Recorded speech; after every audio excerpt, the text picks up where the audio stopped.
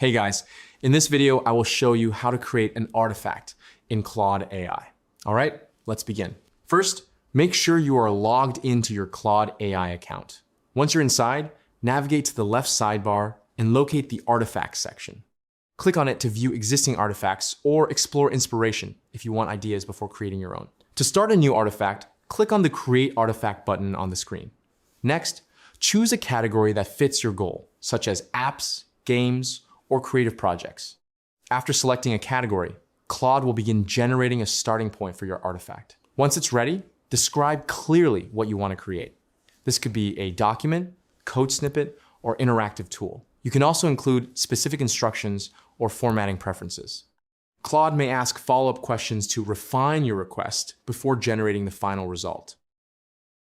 After the artifact is created, you can edit, enhance, or update it as needed.